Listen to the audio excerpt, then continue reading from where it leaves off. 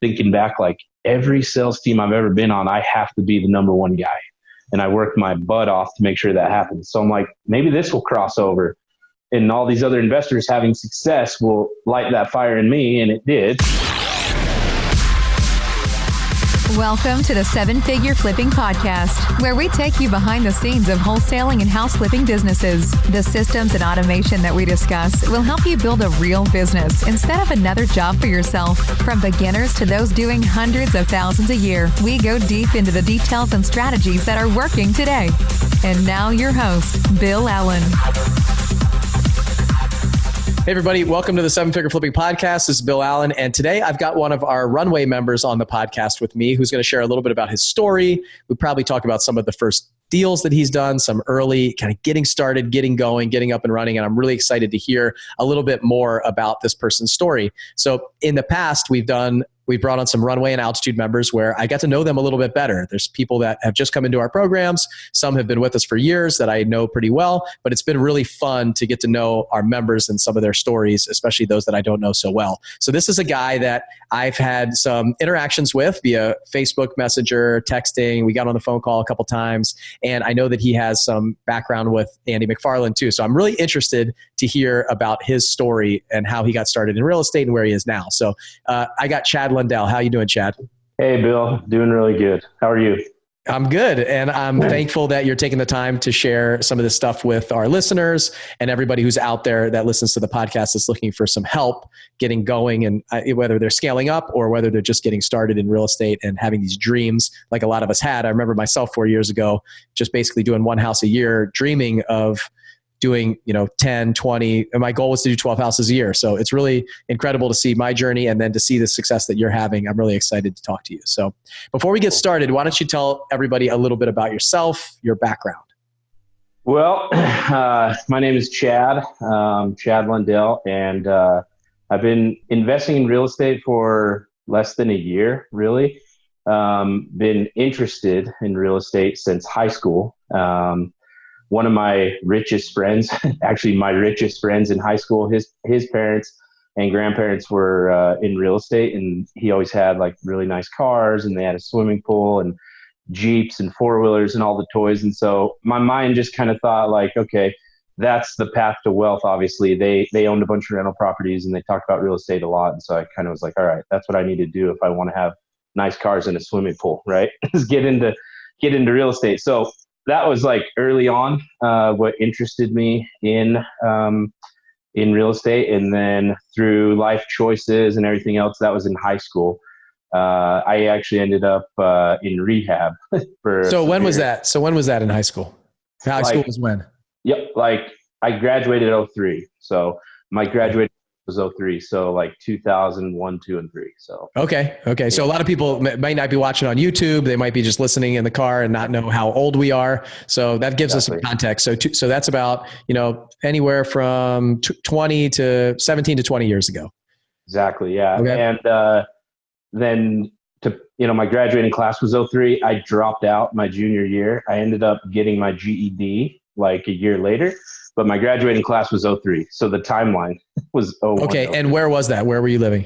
Utah. So born and raised in Utah. I went to Granger High. So that's where that was. Okay. And you said that you ended up in rehab. So what happened there? Yeah. So through choices, it's, a lot of childhood trauma, a lot of just crazy, basically raised by, generations of drug addicts and alcoholics. Not to discredit all my family, because I have some really good family members. My grandma was a huge impact in my life, and, she basically raised me, but just through family, trauma for generations. And so it just kind of led to the choices that I was making. It was pretty natural. I mean, all the other kids that I was hanging out with were making the same choices. So it was just by choice, right? It started out just like every other kid, smoking pot, drinking here and there.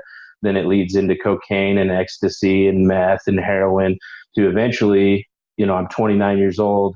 I was 28 years old. I overdosed 3 times within a month's period. Family's trying to intervene. Grandma and grandpa is trying to intervene, telling me, you're going to die. And unfortunately, I was okay with that. I was totally just so depressed and so lost, and just in a hell pit of drug and alcohol addiction, and just that's where my choices led me. So that was 10 years. Was that 10 years of time between 18 and 28 that you got from, starting that kind of journey in high school to being 28 years old and overdosing? Yeah. So probably it was started when I was 12. So the first time I smoked pot, I was 12. And then my 13th birthday, and my dad got me drunk. That was what I wanted for my 13th birthday. So it was a lot longer than that, but the progression was, it just started getting harder and harder and harder. Throughout that time in my 20s, I had some success because I've always been in sales. I've always been good at sales. So I sold cars. I did good at that. Car business was a perfect environment for somebody who parties all the time, right? So it felt like a dream job. And then after the economy collapsed in like '08, and we were doing really good selling cars, but we couldn't. No car companies were leasing anymore. Less people could even qualify to buy cars. So I left the car business, and I started doing door-to-door sales, selling home security systems, traveling all over the country, building sales teams, helping train sales teams. More times than not, being the number one guy on the board as far as sales. My first year as a rookie in the office, I was the number one salesperson in the entire office. And then I kind of branched off with some other guys, helped them build their business in Texas. And so always, though I was partying a lot, it didn't get as bad as it was until the end, right? And you'll hear this a lot in recovery. If you're talking to people with this past, it's fun and it's awesome until it's not, right?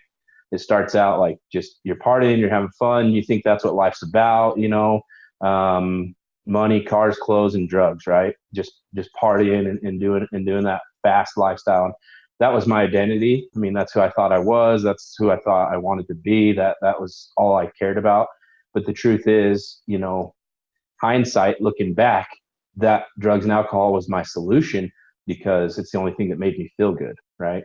It was the only thing that made me feel comfortable in my own skin. So I was more confident and all that stuff. And so when you're in it, you don't realize any of this stuff. And so it progressed through the 20s, as it always does. No one's exempt from this stuff. I mean, if you want to start out partying, if you just keep going, eventually, no one's exempt. It doesn't care.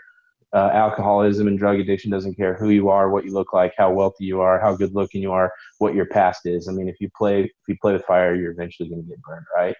So that's where I ended up, to just lost. I was so lost, Bill. Like, being in sales, you have that ability to connect with people and whatever other traits you have, you're charismatic or whatever. When you're so lost in that addiction, you lose all that. And so now here I am, so lost in my addiction, I can't even look anyone in the eyes because I'm so ashamed of myself and what I'm doing, that all of a sudden I can't sell anymore. I can't have a job, because I'm no good at it anymore. And so just darker and darker spiral of depression, more drinking, and more using. To the end, it was boxed wine and pills and heroin. And it was a lot. And like I say, ended with my family finding me the 3 times within a 3 or 4 week span. And it was God working, because I'm supposed to be here. I'm supposed to be doing what I'm doing. And I wasn't supposed to leave the earth, though I wanted to. My grandma found me, my grandpa found me, my mom found me 3 times turning blue. I was on my way out, right? And I had an apartment. I lived with my brother. My brother came to me. He's like, dude, I'm moving out. I can't watch you kill yourself anymore. So I'm moving out. And that was it. And so he was kind of living there. He was in transition, moving out, but that kind of pushed me even deeper into the depression. And to the point where I was like, all right, I was trying to overdose, right? And my grandma found me, my grandpa found me, and then my mom found me 3 times turning blue. Paramedics came, took me to the hospital, revived me. It's like, what's going on with you? Whatever. I would just lie to him and be like, oh, I'm just having fun. I'm just partying or whatever. The last time they found me, there was something like 26 cans of computer cleaner on the floor, air duster. It was like something that high school kids do. I did it a couple times in high school. I was out of everything. I was out of money. I was out of drugs. I was out of alcohol. I was out of absolutely everything that could keep me going, because I was sick. I was really sick. So I just kept going to Walmart and lifting, stealing, unfortunately, computer cleaner and bringing it back to my house and inhaling it until I passed out, hoping that I wasn't going to wake up. And the last time they found me, there was like 26 cans on the floor. I was turning blue. My grandma and my mom are shaking me. I wake up, I come to, I push mom and grandma out of the way, jump to the floor to grab the can of air duster and start inhaling it again. And they're smacking me. And the thought in that moment was, I was upset that I was alive. And so it was dark. I mean, and so my step grandma, she's a LCSW, which is a clinical social worker. So she had some experience with that. So she came over, and the cops and everyone, they all came over, and she was like telling the cops, like, this man's suicidal, and you need to take him to the hospital to get evaluated, or else he's going to die, and it's going to be on your hands, or whatever she said to the cops. I'm not sure, but so they took me to the hospital, and they like pink slipped me, which they just basically said, you got two choices. You're either going to jail or you're going to the hospital. And I was already, I had already been to jail, and I didn't want to go back. So I was like, let's go to the hospital. I'll get my shoes. So we go to the hospital, and they put me on a 72-hour hold. And the psych ward, I guess, here in Utah at the University of Utah, it's called Uni. It's like a little bit like jail. I mean, they lock you in your room. There's like a little observation window, and they just kind of peek in there and like check on you every few hours.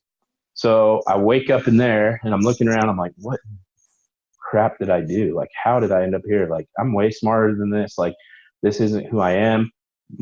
You have my roommate in there, the guy that was sharing the room with me. He's like talking to the wall and like swatting things out of the sky that aren't there. And it dawned on me, and I thought, man, this guy might not make it out of here. He might have mental issues and things beyond his capacity and beyond his ability to recover from. But chances are I might be okay and I might be able to make it out of here. And then I had some other family and God intervene in my life to where when I was in that psych ward, I talked to the psychiatrist, and he was like, you even want to change, man? And I'm like, well, yeah, I want to change, but I'm lost. Like, I have no idea how to change. I'm so addicted to all these drugs and alcohol. I'm afraid if I quit, I'm going to die just from the withdrawals. And he's like, look, if you want to change, we'll hold your hand and we'll love you until you can learn to love yourself. And in that moment, I felt that he was telling me the truth, right? And I felt, I got the chills. I felt the Holy Spirit basically testifying to me that he's right. And if you want out of this, you can get out of this.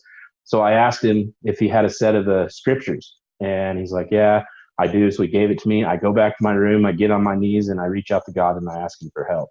And I had a spiritual experience. I started crying like I had never cried before. I unleashed so much stuff that was just in me that I needed to cry about. And that's what I did. And that's where it started. Right. And then, my family came up to the hospital, and they were like, hey, look, my uncle, who's also, he'd been intervening in my life since I was 16. He's also in long-term recovery, and he does a lot of really cool stuff. He's ambassador of the state for Utah for opioid addiction awareness. And so he works with the governor and different, I'm not exactly sure, but he does a lot of cool stuff.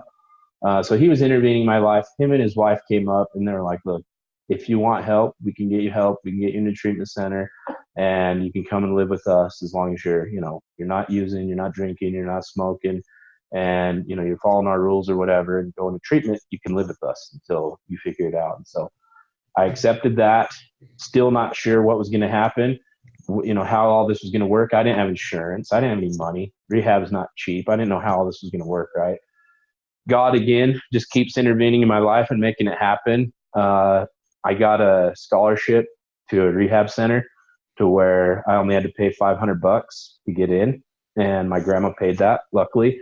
My family went and cleaned out my apartment. I didn't really have anything left because everything that was worth value I sold, right? And so they cleaned up my apartment. It was a month-to-month lease. They came up to the hospital. They're like, look, you don't got anything else. You're basically homeless at this point. We cleaned out your apartment. We handed in the keys. Here's your clothes, a duffel bag full of clothes. And all you need to do is just go focus on yourself and make sure that you find yourself and figure out what you got to figure out. Otherwise, you're going to die. And so it's like, all right, I got nothing else to do. Let's try this. I went to rehab, spent my 29th birthday in there, and then struggled a little bit throughout the first year, just trying to figure out like who I was and where I fit in and how all this was going to work. Honestly, my intentions of going there and going to the rehab center was that I was going to get detoxed from drugs and alcohol. And then I was going to go back to my drug dealing business because I'd make a lot more money if I wasn't using the drugs. That was my intention. And that was where my thinking was, unfortunately, at that time. But through God again, he just put the right people in my life. I had an amazing counselor who was able to get through to me. And he had a way of making me feel like everything he was teaching me was my own idea.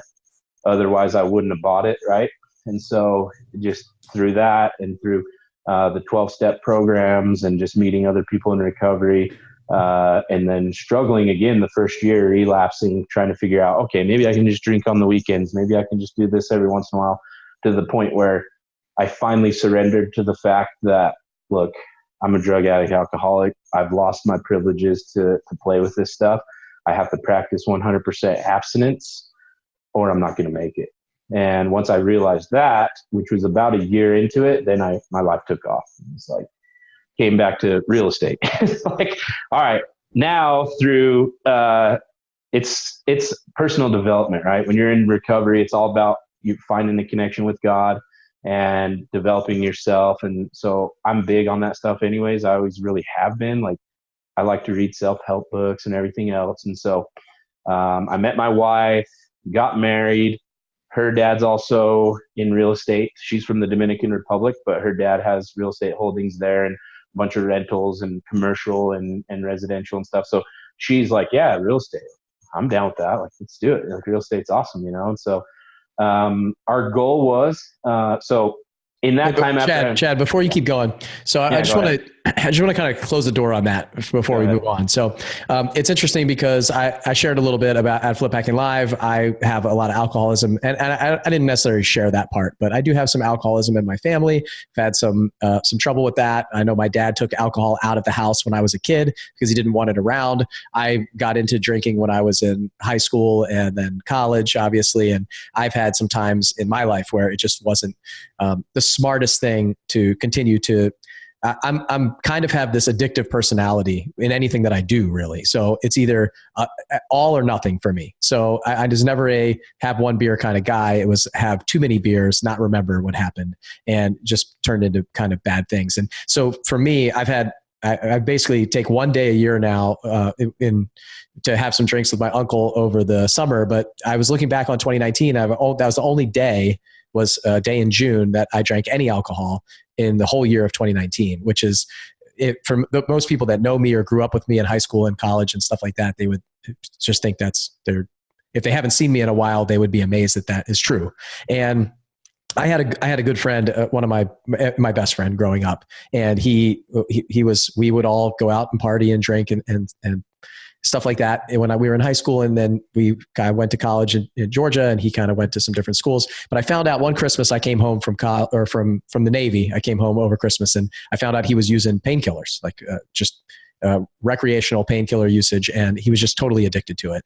And so I forced him to come live with me down in Pensacola. I had a house. I was at flight school, and I was a flight instructor then. It was after my deployments and everything. Is about 2009, 2010, something like that. And so I saw him go through this withdrawal period. And it just didn't seem like anybody was necessarily thinking it was a big deal other than me that this was going on. Like, I could see that this was progressing. He would come to me, ask me for money. He said there's people looking for him that are not so nice people that he owes a lot of money to, things like that. He's just gotten way past the limit. And so I watched him go through this, and it wasn't easy. And this was probably maybe a third of what you were going through at that time. This was not, it was severe, but it doesn't sound like it was anything like what you had to go through during this period. And seeing that, I was just amazed at how hard it was for him.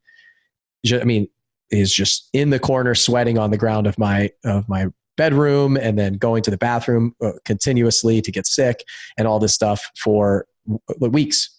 And just really me not even being able to let him out of the house or go anywhere because I know exactly what he would go look for and want to do. So that is a very obviously challenging time in your life. And I've seen it personally in kind of a little bit different way. And then I've seen myself struggle with some of the part with alcohol. So I know obviously not to the extremes that you've seen, but it's amazing what a lot of people have in their past and things that they've gone through, that it's not on their clothes. It's not on their face anymore. They just don't wear it around like a badge. It's something that you have to really get to know somebody. I had no idea about any of this, by the way, for you. Yeah. And we've spoken multiple times. You're in the mastermind group.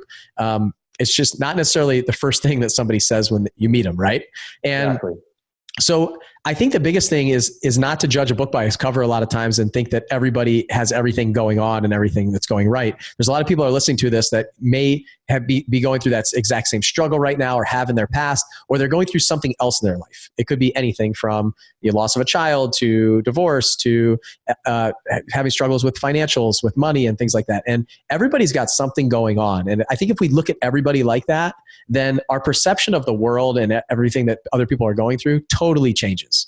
I talk to people all the time with somebody who, cut them off or said something to them or, is in a real estate deal. They're trying to back out of a real estate deal. Like something is going on in that person's life.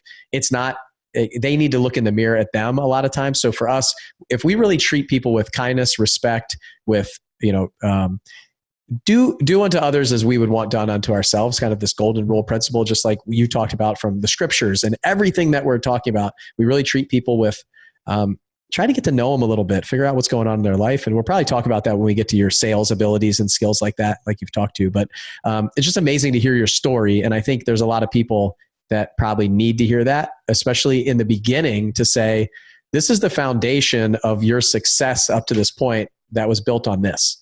And so anything's really possible if you want to change. And I think that's, like you said, you had the right people, you had the Holy Spirit working through you, and then you had those family members, you had the people that cared about you enough to do something about it. But it was up to you. You were the only person that could have made that choice to change.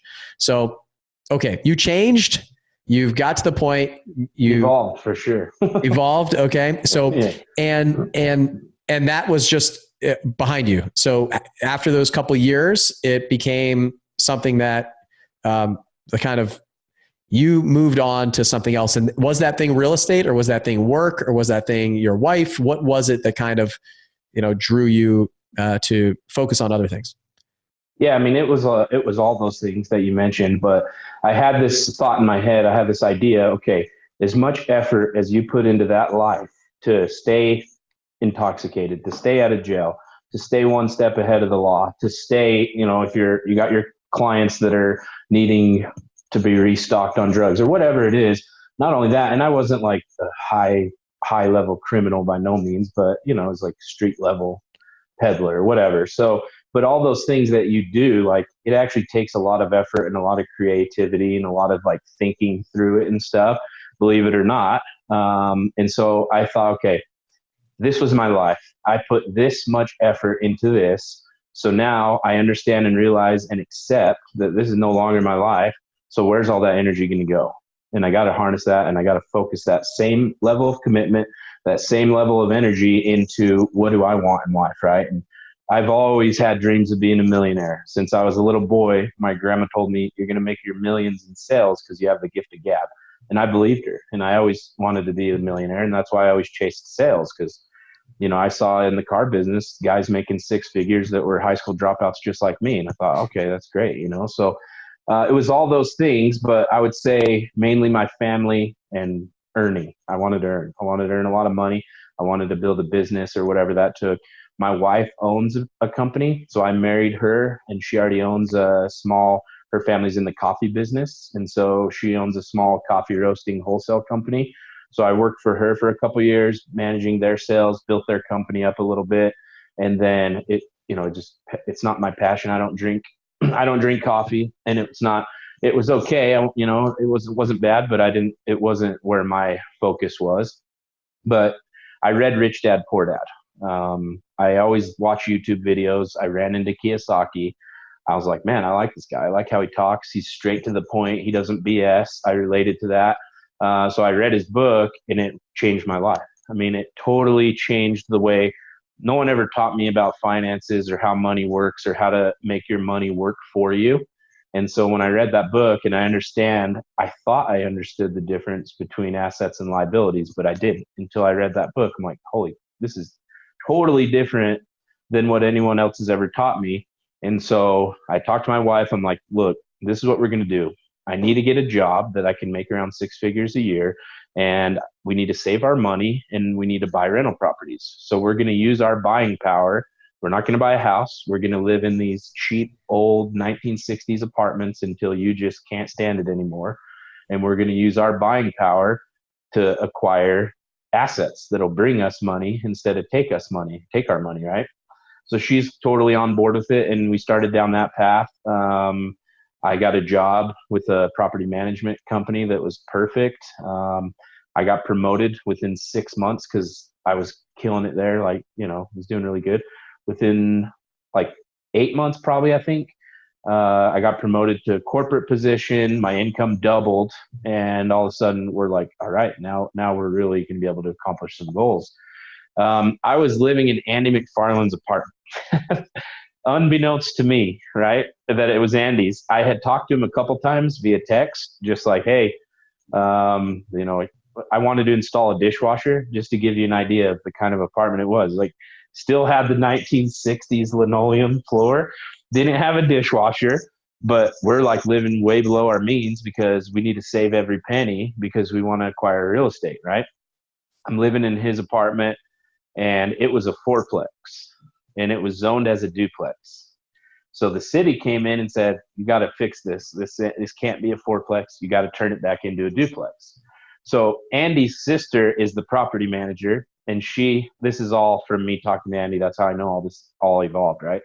So she's like, you got to come over and we got to look at this place because I don't know how we're going to turn it back into a duplex and what we're going to do. And from what Andy says, he never walks his properties. He rarely goes and visits his rentals. And he was kind of apprehensive, you got it. You're fine. Just figure it out, But she was persistent, I guess. She's like, no, you got to come with me and check this out. So here comes Andy over to our house to walk it and inspect it. And I'm talking to him. And I have my, in our church, we hold the priesthood. So I had the ordinance papers on my wall. You received the Aaronic priesthood and the Melchizedek priesthood, and they're like plaques, but just I put them on my wall. So Andy's seen those and he's like, man, that's really cool. I've never seen anyone hang that on their wall like that. And I was like, yeah, I'm proud of it. I've grown a lot and it's a big deal. And he's like, oh, that's cool, and left it at that. And then we go in the kitchen and he's about to leave. And I'm like, hey, I need to ask you a couple questions because I knew he's in real estate. And he's like, all right, shoot. So I give him my elevator speech, right, on my plans, on what we're planning to do. I'm like, is my thinking right? Am I thinking about this right? Am I going to be able to do this? And my plan was to move out of his place because I didn't want to use my buying power to buy a house, which is what my wife kind of wanted to do at that point. So I was like, hey, man, I've seen some rent to owns. So can I get one of those and not use my buying power so I can still buy a rental property at the end of this year? And he gives me a 60-second answer. He's like, nah, you probably shouldn't do that. What you should do is find someone that will offer you seller finance. That's going to work a lot better. And I'm just like, okay, thanks, not sure. It's like, okay, whatever that is, right? Whatever the heck that is. And so I travel for work. So I got promoted to corporate. Our company is nationwide. They own mobile home parks across the country. So it's a really cool company, especially if you're interested in real estate. They've been able to build an empire. They're the number one the largest privately held property management company in the country with a huge portfolio, $2 or $3 billion worth of mobile home parks that they own. So I travel all over the country and train on sales and sell. And they have a sister company that just sells the mobile homes. So that's what I do. So that was Saturday. Andy's at my house. Monday morning, I'm on the plane to Denver, right? I've been working in Cheyenne. So I was flying into Denver every Monday. It's been doing this for 2 or 3 months. I'm sitting in my seat, same seat I'm in every week. Here comes Andy walking through the door. And then I'm like, what the heck? I see him coming, sits right next to me. I'm like, hey, do you remember me? He's like, I don't know. He's like, you look familiar. Who are you? And I'm like, you were at my house on Saturday. I'm Chad. He's like, oh yeah, cool, man. Like, so we were both just like, there's more to this, right? We both knew it, we felt it, and we both knew it. And we had to go and de-ice and everything because it was in the winter. And so, I mean, because the flight from Utah to Denver is like 60 minutes, but we were on this plane for close to 3 hours. And we're talking for 3 hours, and he's just being cool. He's on his way to the Keystone meeting for the 7-figure flipping, right? And he's like, man, this is really weird. Like, I'm not supposed to be on this plane. Like, I actually was supposed to leave a day early, but something happened or whatever. So we're both like, well, let's figure it out. Like, why are you here? Like, sitting right next to me. Like, so we talk real estate.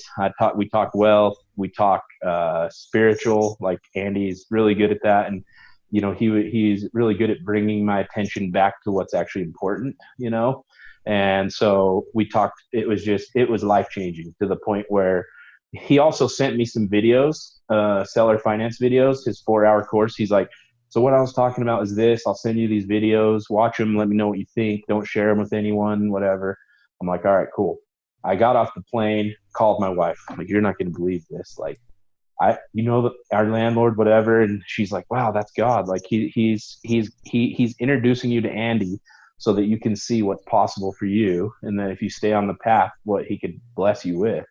And I'm just like, yeah, no, I agree. And so we all agreed, me and Andy and my wife, we're all on the same page. Like, all right, he's in my life for a reason. Whatever that reason is, I have no idea. Maybe just to inspire me. Maybe it was just that plane ride. That was it, and that would have been cool too. It's like inspiring enough. But what happened was my mind was open. I didn't know about seller finance.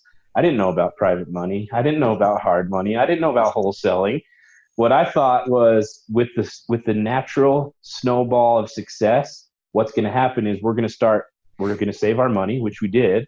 We're going to buy rental properties. And through the snowball factor of success, more things are going to happen. We're going to figure out how to flip houses. We're going to buy more rental properties. So we already knew it was going to happen. We just didn't know how, right?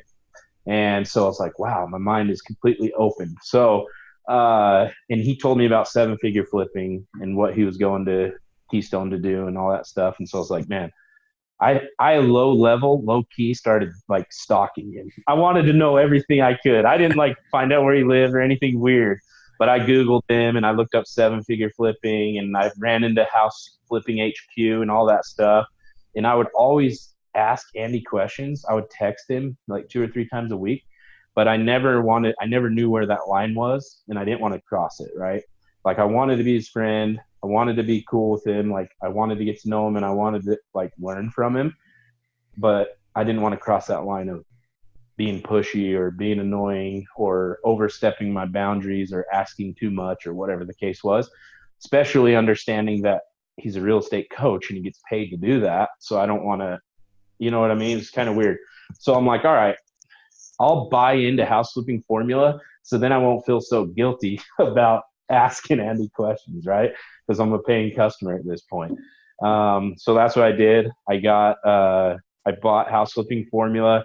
I watched all the videos and it was all just opening my mind, really. It's like, I'm a pretty good learner and I'm a pretty good implementer. And so I believe in myself and my abilities, and it wasn't like, to an extent, I guess I believed in myself and my abilities, but it was like, it made sense. It's like, okay, I guess that's how it happens. Like, I guess people just lend you hundreds of thousands of dollars and charge you, it's like, so it just opened my mind. I didn't really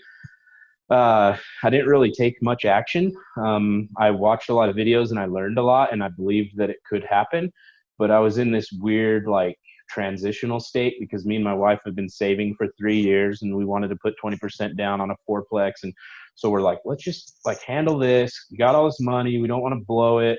We've been saving for 3 years. Let's not like turn away from our dreams just because we found something else. Let's still buy this rental property and what we've been working towards. And so it's kind of like, that was my excuse to not take action, is because that was going to happen like right now. It's happening right now.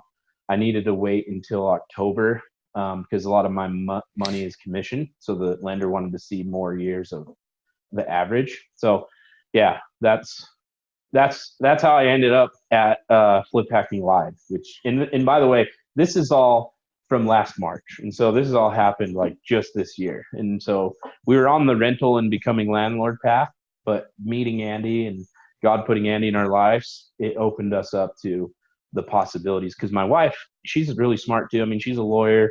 She's her family, they're entrepreneurs. I mean, they're really smart, but they're from the Dominican Republic. That doesn't happen there either. So they're kind of like, oh, cool. It's like she was not really aware of it. Like, oh, it's cool. That makes sense. But okay, so 3 years of saving money, of learning about real estate, from reading Rich Dad Poor Dad to you have these plans, you're going to do it. Then meeting Andy on the way to Seven Figure Flipping meeting in Denver. So that was the Keystone meeting that we did. And I remember all that. I actually remember Andy having to come a day late and all the things that were going on with him. And so, like you said, he wasn't supposed to be on that airplane. He wasn't supposed to be sitting next to you. It's always a very interesting things happening, right? All these things are going in place exactly as they should for a reason. And when you look back, it was all by design when you're just sitting there going, okay, well, this is a coincidence, right? All these coincidences that kind of align. I've shared in the past with my grandmother passing away and my wife and I, Lucy, they screwed up our flight to go to Africa in May. And I got the opportunity to see my grandmother, which never should have happened. It never would have happened. I had lunch with her, and my mom happened to be in town too, from Florida and Maryland. And the four of us, my wife, my mom, and my grandmother, got to have lunch. It was the last time I got to see my grandmother. She died a few months later. So it was no coincidence that they just didn't have a plane ticket for us to Africa until the next day. All of these things just aligned, and it was very clear that I got to see my grandmother in some great light just before her dementia. So a lot of these things that we think are coincidences are, in my belief, are not. It's by design. It's and I know that you and Andy feel the same way, and a lot of us. So meeting Andy and buying House Flipping Formula, which, by the way, if you're listening to this, it's not a program that we're selling anymore, but it had been a program in the past that we did for about 5 years of kind of Andy and Justin videos and stuff like that. And now we've rolled out kind of the Runway group to replace that at Flip Hacking Live. So you joined that. It's very interesting because my COO, Nate, he did the same way. He kept asking me questions and meeting me for lunch and trying to push it. And I just said, look, man, yeah, exactly. I want to help you, but just go join this program, because then I'm on a call once a month. I can help you. I'm in the Facebook group all the time. And then it'd just be a lot better. He did it. He took that action. He took that step and he did it. And then he took the next step and the next step. And next thing you know, him and I are running the company together now. So it's very interesting to see your journey. He said, you were respectful of Andy's time. That's what it is. Yeah. It's about being respectful and wanting to do the right thing, which I think is great. And there's a lot of people that don't understand the boundaries and things like that, hey, saying yes to helping you or meeting with you is saying no to a lot of other things that we have to do, like inside the community, which we all believe really strongly about. So you came to Flip Hacking Live in October this year. What was that like for you? Was you in the financial position to go? Was it something that you absolutely had to go? Why did you go? Those kind of things. Yeah, so I was in the financial position to go, and I've been a big fan of this podcast, right? And I've watched the evolution of the company. I mean, I watched when I listened when Justin said, "This is it. I'm handing the keys over to Bill," and I was like, "Cool, let's go. Let's see what's going to happen." So then I started listening to you, and I was on like the live Facebook lives and stuff. And believe it or not, one of the things that you said was, if you're serious about your business, you will be at this event. And it stood out to me, and I was like, am I serious? Like, what have I been doing? Like, I bought this program. I haven't really done anything. I'm kind of just sitting here like in idle waiting. Like I'm consciously aware that I'm letting my limited beliefs hold me back, but I still don't have like the confidence just to be like, no, let's go. So I was like, well, I talked to my wife. I'm like, hey, do you want to go to San Diego? She's like, yeah, of course. So I'm like, well, let's go check out this event. We'll be around Andy and a bunch of other people like him, and I'm sure we'll get inspired, and it's San Diego anyway. So let's go. Right. So we went, and, that was going to be like my platform, because it was perfect timing, because I knew that I would qualify for the loan that I needed to get my rental property in October. which is when Flip Hacking Live was. So I'm like, this will be our platform to jump off because it's perfect timing. We'll buy the rental property. Whatever we learn here at Flip Hacking Live or whatever we take from here, we're going to use that, and we're just going to jump. In 2020, we're just going to go for it. And that was kind of that was our plan. So we went to Flip Hacking Live, and it was like, dude, it was way more than what we expected. Like, to the point where now my wife, after Flip Hacking Live, she's like, during the event when the runway group was introduced and all that, she's like, join. Like, you got to join. And I'm like, I don't know, like, let's just chill. Like, I already have the house flipping formula. I already have all the videos. Like, my problem is implementation. Like, I have an idea of what to do, but I just have to go. I have to do it. And so I just have to start. And that's kind of scary, right? Starting. But we prayed about it, and we talked about it, and we analyzed it. And then I realized, I'm like, you know what? House flipping formula is great, but it's a lot of here's what to do, but it's not a lot of step-by-step how you do it. So and I'll use an example.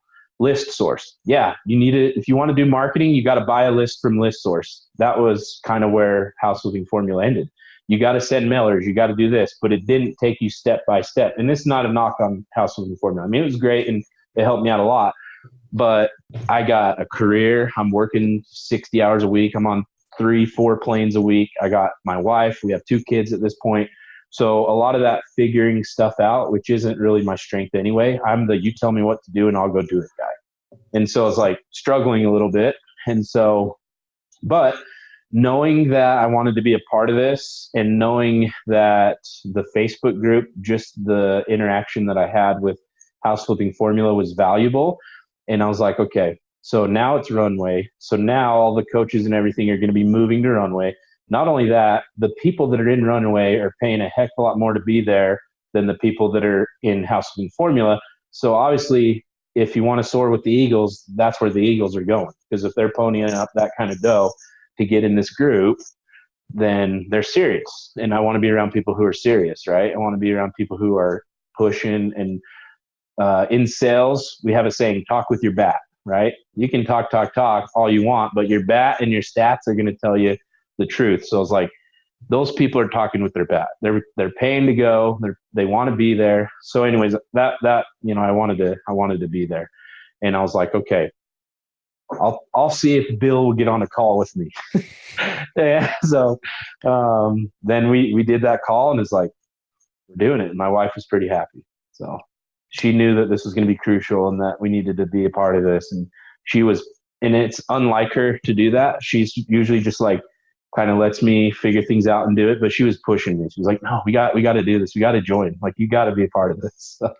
Yeah. So fortunately I didn't have to get on a call with every single person, but you spoke with Andy, I think, and then you kind of said, hey, I really just have some questions. And you and I have spoke inside the House Flipping Formula Facebook group on comments and things like that. And you're always very active and involved in, so I knew you, recognized you from there, and said, yeah, okay, let's have a conversation. And it was interesting because I really just tried to hold up a mirror to you and not tell you what I think you should do. And it seemed like that's what you were looking for, is like, just tell me what to do. What should I do? Is this for me? Is this for me? And I'm just so used to having that conversation over and over again that I've had it so many times that really the answer is, what the answer is. So whether it's to do it or not to do it, if I tell you what to do, it's going to be a lot worse than if you decide. It's kind of like that counselor that you talked about. It's got to be your idea, or you won't do it, Exactly. If it's not your idea, it won't be your belief. And if you come in off of me saying, yeah, based on what you told me, I think you should absolutely do it. You're going to be very successful. And then at the end of the year, you're not going to put in that level of effort. I feel like you really have to believe it. You have to own it. It has to be your decision and what you want to do. Otherwise, look, I would love more than anything for all the people that are in the position to join a group like this, to join the right group for them, because I know what it's like. I've been there. I mean, this was me. My success was off of this platform. And I wouldn't have done it without this. I wouldn't be where I am without this group and this group of people and this mastermind. I just wouldn't. And that's why I'm so passionate about it. So but nobody, I had to go reach out to my trusted advisors, but nobody said like, you have to do this. This is absolutely for you, who was selling it to me. I never got on a call with anybody. I just listened to the podcast. I said, you know what? I'm going to bet on myself. And so same thing for you, and let you make that decision. It took you like a day and you're like, okay, I'm in, let's do it. And so what's it been like since then? So you joined, and was it like automatic success on day one, or what did it look like? Close to it. Yeah. It was close to it. It was more like day 3, but it was really okay. Yeah. Tell me about that. So, and it really wasn't day 3, but day 3 that I actually started implementation. Right. And so it's like, okay, I joined and I watched the videos and I was like, this is what I needed. I know that I need to go to ListSource to get a marketing list, but taking 4 hours to figure out how to do that and working through all the fear of, oh, am I doing it right? Am I putting the right parameters on the list? Do I put 40% equity or 50% equity or all those things, right? So I just watched your video and I trusted you. And I'm like, all right, I'm going to build this exact list and see what happens. My plan going into this was I didn't really want to send direct mail just because of the cost. And Utah is a really competitive market. And I already know Andy's here, Tyler Jensen's here, other guys that are big time players are here. So I don't really want to compete with them. I want to try to figure out what I can do to kind of separate myself and do something different. And what I do at my job, we get inbound leads and we text, call, and email them and try to, get them to buy manufactured homes. So I'm like, all right, I'm going to set up a text, calling, and email campaign to buy houses. Same thing I'm already doing essentially, right? So I built that list. I built a list of absentee equity. That was about it. I mean, I set up the parameters of like 50% equity or more. They've owned the house for at least 3 years. I didn't want any newer houses. So I think I put houses that were like 2000 or older or something like that. And my plan was in the evenings after my job, I'm going to text, call, and email this list until I figure out what's working. So like day 3 doing this, and this is after the 12-week year started also, which I was kind of like, okay, I'll get through the videos. And then once the 12-week year starts, then I'll actually start doing this stuff and tracking it and staying competitive in the group and all that stuff. So like day 3, texting, calling, and emailing, I get a lead, but it's the lady's like, yeah, I mean, I'm not going to sell that house, but I have another house to sell. And so I was like, oh crap, like this is actually working, right? And so fast forward, that deal is now it's in the pipeline, but since then I've been able to get 4 other contracts. But there's another piece of information that I forgot to mention, so I'm going to rewind just a little bit. All right. So I have this plan, and I call Andy again, and I'm like, hey, I want to take you to lunch, right? So we go to lunch, and I'm telling Andy this plan, and I'm like, so is it going to work? What do you think? He's like, yeah, I think it's going to work. And he's like, so what are you going to do when you get your first contract? And I'm like, I'm going to call you. And he just kind of started laughing. He's like, all right, whatever. Like, you're going to call me. He's like, why are you going to call me? I'm like, well, I don't have a buyer's list. I don't have a dispositions team. I don't have transaction coordination. I don't have every buyer in Utah's name already that you have. And I know that I'm not going to be able to extract as much cash out of them by myself. So I'm going to use you. You're going to mentor me. I'm going to call you and ask you for all this advice. And if I'm buying it right, and if my ARV is right and all that stuff. And then if I get a contract, then I'm just going to give it to you and you're going to sell it for me. And he's like, all right, cool. Yeah, whatever. So we worked out an agreement or whatever. So after I got that first lead, which is in the pipeline now, I think it's going to close. Her mom passed away. She needed a couple months to clean it out, and she wouldn't let us put it under contract until next year. So I've been following up with her. I think we're going to get that deal.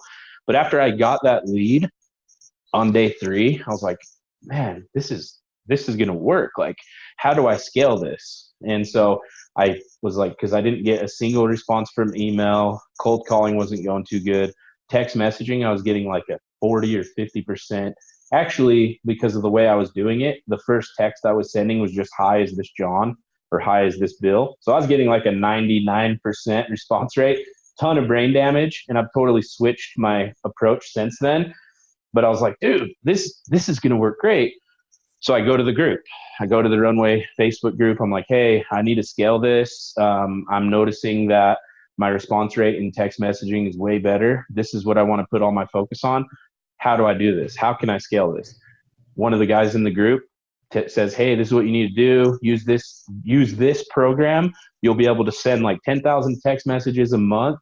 It'll cost you like $2,500 a month, all in with the skip tracing and buying the lists and everything. And if you want to jump on a call, we can do that, and I'll show you how to use it. I'm just like, dude, heck yeah, So we did that, and Chris, he's in my 12-week year group too. Really good guy. He took some time. We talked for like an hour one night on a Zoom call. He walked me through it, showed me how it worked.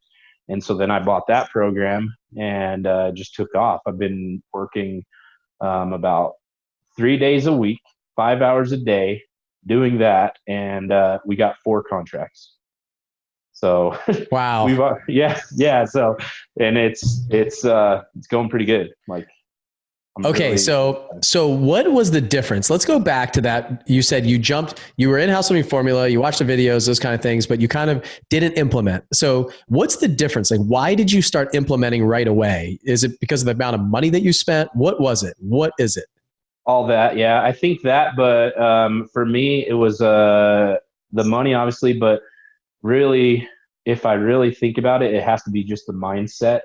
And so me being around a bunch of other investors who are in the same position as me, just starting out, but they're confident and they're taking action. And then I have the Runway videos, which is I'm getting a master's degree in how to be a real estate investor, right? Just watching these videos.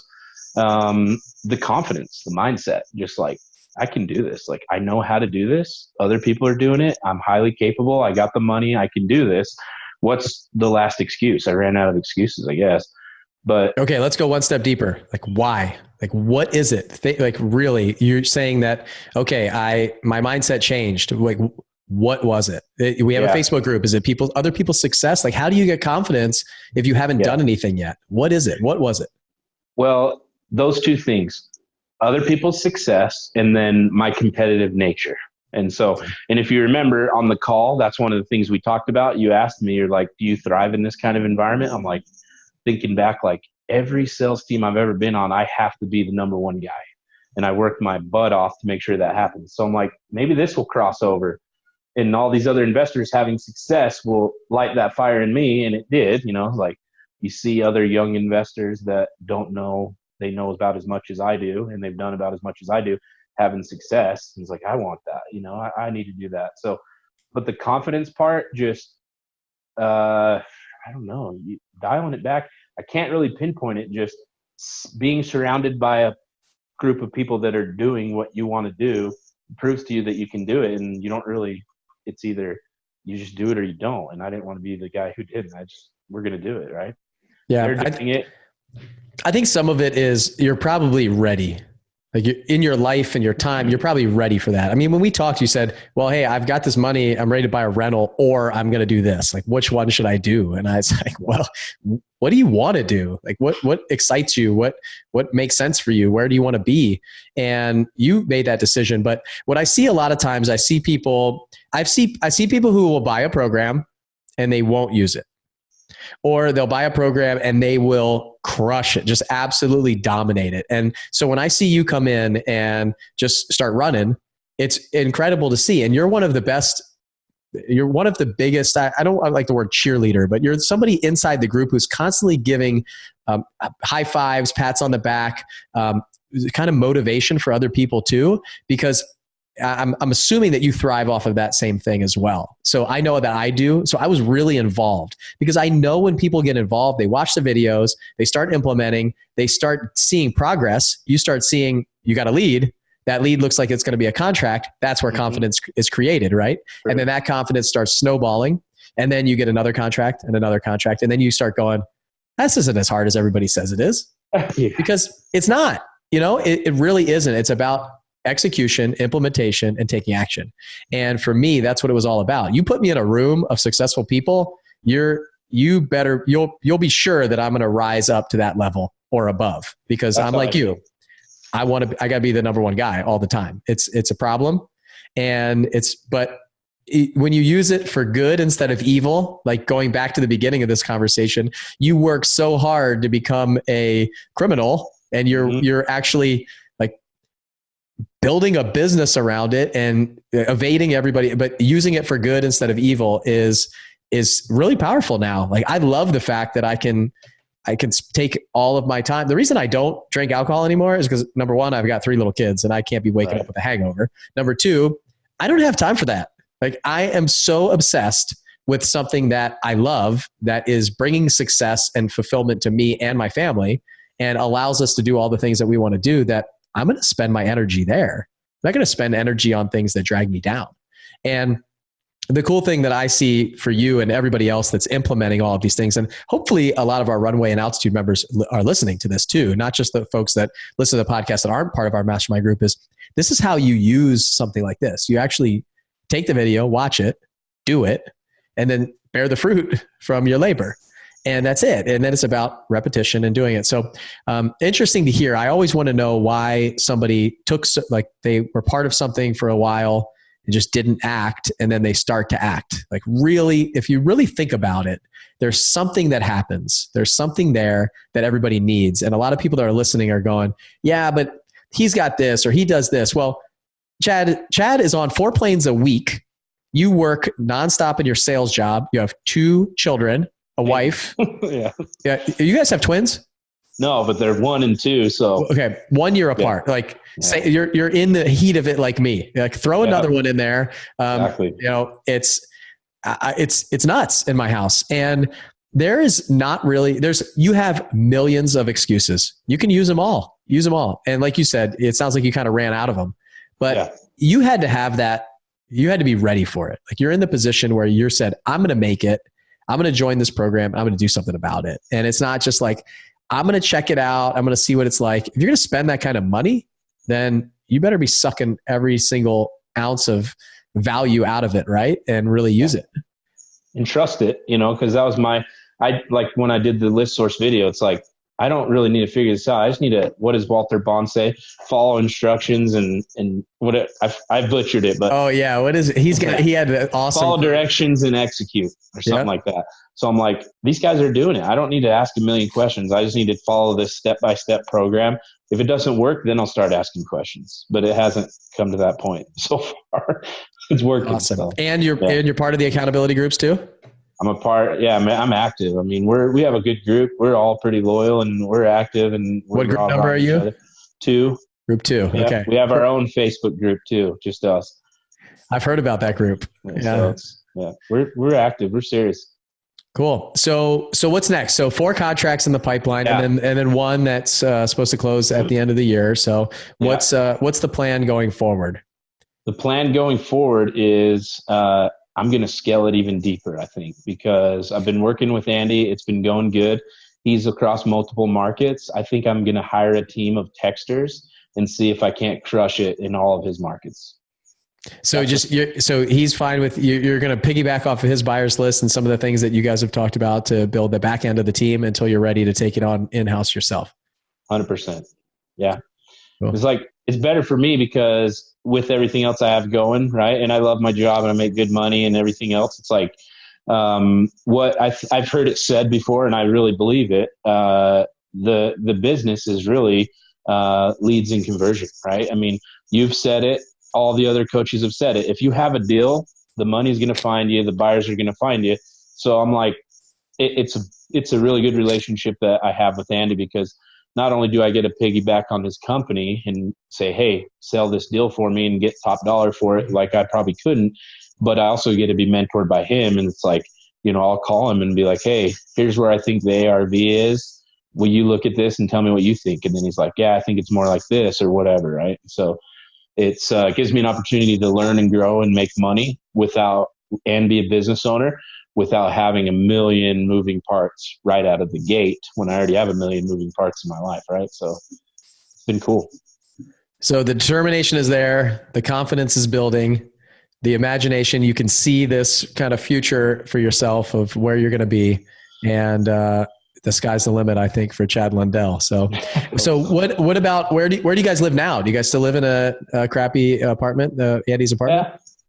It's okay. It's not Andy's anymore because we moved out because the city turned it into a duplex and doubled the rent. I'm like, this don't make sense anymore. Yeah. So we found another one and it's updated. So it's not as old. And it's 2-bedroom. It's tiny. Our kids are sharing a room. My wife doesn't have a kitchen, but we're just like, it's all right. It's all part of the plan. I mean, we're humble. We don't need fancy cars and fancy houses. We know we're going to get all that. But right now it's all about sacrifice. And you said something, Bill, that really stood out to me at Flip Hacking Live. And this is how I think. I want to be there around my kids by the time they'll remember. And so right now they're babies. They're not going to remember dad sleeps away from home 4 days a week, 5 days a week, whatever the case is. They're not going to remember we live in a tiny apartment with 60s linoleum floor. Not that that's bad, but, so we're just like, look, we'll sacrifice.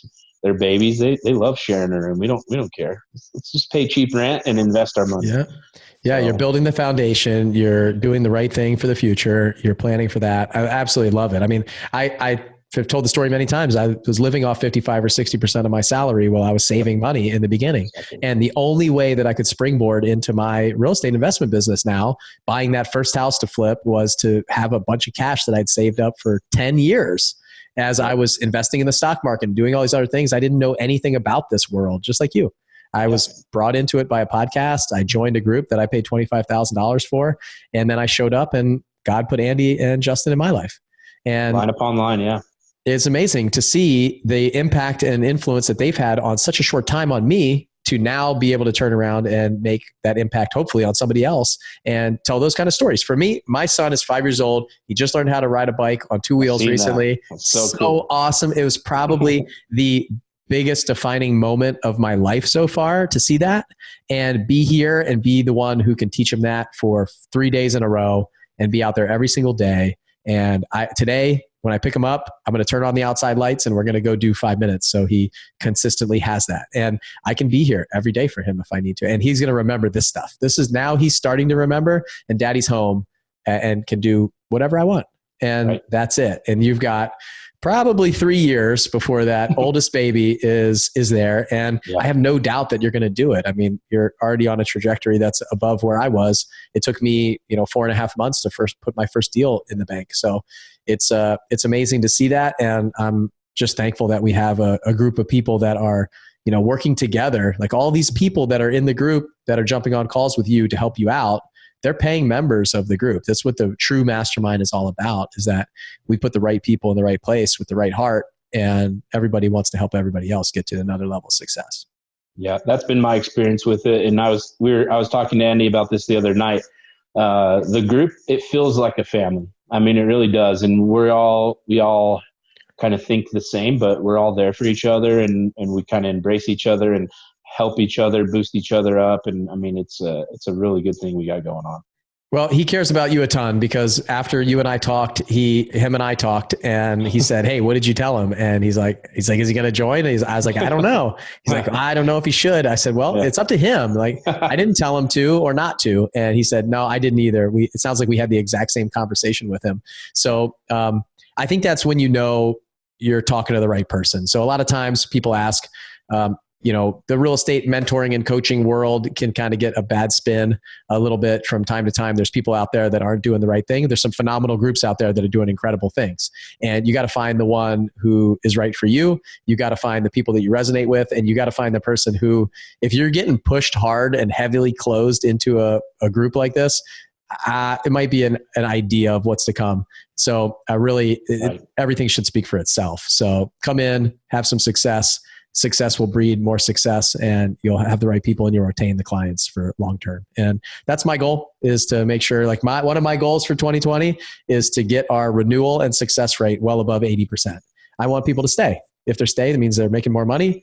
They're seeing us as the path to that direction, and they can afford to rejoin year after year, right? And come to our events and travel and do all the things that they want to do, because they know that it's part of their personal and professional development. And that's so big for me. And like you said, you've been reading books and pushing yourself and going to events and things. And it's exciting to see where you're going. I had no idea about your past. But I have with that, No, and yeah, rightfully so. But I will tell you, it probably makes you 10 times stronger than somebody who hasn't been through something like that. And you have a place that, you need to reach success to get to a point where when you look back, you can see like you have come so far from that. We even started this before we started recording. You said, I was homeless at a point, just about homeless, carrying a bag. And I said, what? Mm-hmm. And I had no idea about any of that because, the way that you act and carry yourself, and it's, you don't see that stuff. You don't see it on anybody, really. You don't see anybody's past. And all of us have been through something or are going through something right now.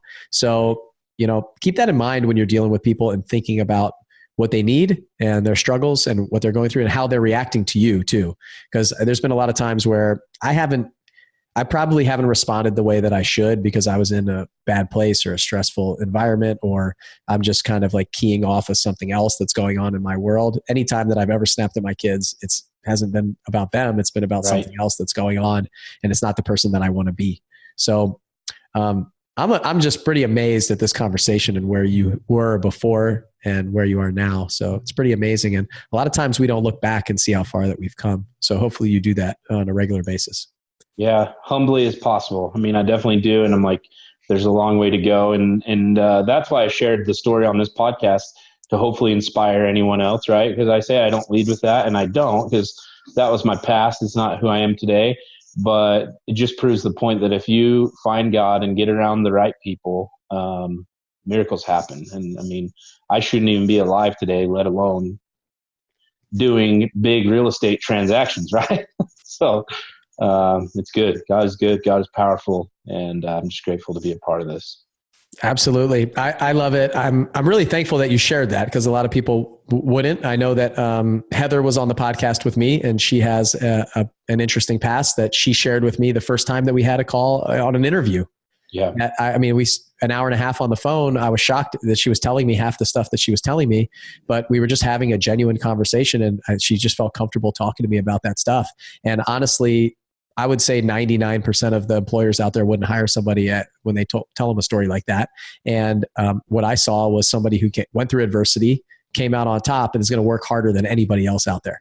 And I see the same thing in you, talking to you now, and it's been obvious inside the group. So pretty amazing stuff. I'm excited to see where your journey goes from here. And anything else? Any last things that you want to say? Any words of wisdom or motivation to somebody? Let's say they're just getting started. I mean, you a month ago, 2 months ago, you were just getting going. You were ramping this thing up, and now you got 4 deals under contract. What do you think that person needs to hear right now? Get around the right people, I would say. I think even if you're not 100% confident in yourself, getting around the right people can help with that. And I'm learning more and more about that. Even in recovery, you need mentors, right? You need sponsors. I mean, that's what we call it in recovery. You need people who have been there and done what you're trying to do that can lead you and help you and guide you. So I would say that. And then anyone interested in, not just to shamelessly plug the Runway Group and Flip Hacking Live, I would say one of the things that you said from stage was that if some of the things we're saying resonate with you, and a lot of the people from stage, what attracted me to this group and everyone in this group, whether they're faithful or whatever the case is, they're humble, right? And they're big time business owners. There's millionaires in the group. There's people that are doing huge things, but they're not in your face, flashy, egotistical people who I used to surround myself with. And I don't want to be a part of that. And I think I could be wrong, but I feel like it's hard to find that sometimes. I feel like a lot of wealthy, successful people, it kind of goes to their head and inflates their ego a little bit. And for whatever reason, they don't stay humble. And that's what attracted me to this group. Is it's a bunch of really awesome, highly successful people who aren't full of themselves, and they're willing to reach down and lift up somebody else and say, hey, come with us, come play with us. Let me show you how we do this. And that's a big deal. Not a lot of places you can find that. So. Yeah, I really love that. For me, what I love about this group is it's a bunch of people that are trying to make an impact on the world and be more selfless than selfish. And like you said, I feel like a lot of people really care a lot about kind of hoarding money, about them. And I don't want to put a stigma on wealthy people. I've met a lot of really great wealthy people, but it's really about the kind of impact and giving back, whether it's to charities, to the community, to each other. And that's what I really love about attracting those people. So if you're one of those people, then we'd love to have you, obviously, and come to Flip Hacking Live, check us out. And that's a great place to get your first kind of introduction to who we are. And obviously you're listening to this podcast. This is a great place too. You get to hear some incredible people and some stories like Chad's. I mean, I'm just sitting here, I didn't even want to jump in. It's like a movie that I'm watching unfold in front of me. It was really cool to listen to this. And I'm sorry you had to go through all of that to get to where you are right now. However, I don't think you would be the person that you are right now without that journey. I really feel like we're all going through this life on a journey, and we're put into these positions for a reason. Whether it's like my son's open heart surgeries and all the things that we go through with him, that put me in a place of really becoming selfless, because I was a very selfish person. And it really got to the point where I feel like God was telling me I need to slow down. I need to focus on my family. I need to not be getting deployed all the time and working as hard as I am. And I really need to be there for the medical appointments and all the surgeries and everything, and just unplug and be there.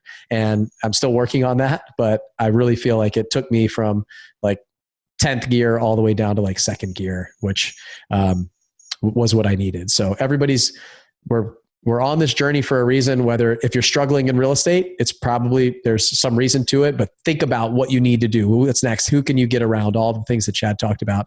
And if you're in a bad place or having a tough time right now, just realize that there's a light out there at the end, and there's bigger and better things, and you were put on this earth to do those things. So it's up to you to decide that you're ready to do that. And I think once you decide that you're ready, taking that next step is, it could be towards what we're doing. It could be to something else. It could be to your local church. It could be to a volunteer group. It could be to anything. So you don't always have to be doing what you're doing. So, and whether it's a horrible job or all kinds of different things. So, man, this was an interesting conversation. I wasn't necessarily expecting it to go the way that it went, but I absolutely love that it did, because I think this is going to give people a lot of,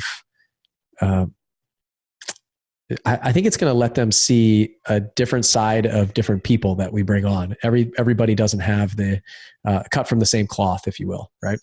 Amen. So, all right, Chad. Well, cool. I'm excited to see you soon, and I'm excited to see your success, and all of your posts inside the Facebook group are, I love just going, I got another one. This is really exciting. So it is. Like always, just stay active in there. And Sure. The accountability groups I'm really impressed with what's going on there. I mean, we have like 18 groups, and they're all very active. It's really cool to see that is taking off, and Becca is doing an absolutely incredible job managing all that. So for sure. Who's your group leader? You put me on the spot. He's from Montana. Eric. Is it Eric? Eric Van Dalen. Eric, okay, good.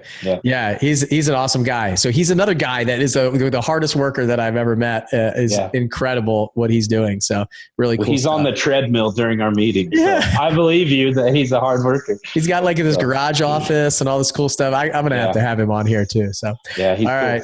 Yeah. Cool. He's worked hard. I remember him coming to a first meeting here in Nashville and saying, I'm not sure if this is for me either. I'm not sure if I'm ready for this. I'm in a very remote area that doesn't have a lot of people. And he's hard at it. He's incredible. He is. So He is. it's cool stuff. So, Okay. All right, Chad. Well, I enjoyed talking to you. Thank you so much for spending the time with me and taking the time out of your day. You probably need to get back to text messaging right now. So you can make money. And thanks for sharing your story and being open and vulnerable. I think that's the difference that what we're seeing right now is people being vulnerable, being open, being authentic, and really telling their story and seeing that everything's not, rainbows and butterflies all the time. So cool. I appreciate it. Thanks for spending time with me. See ya. Chad. Bye. Thanks for listening to the 7-Figure Flipping Podcast with Bill Allen. If you want to grow and scale your house flipping or wholesaling business, check out more insider tips and strategies from the nation's most successful real estate investors at 7figureflipping.com.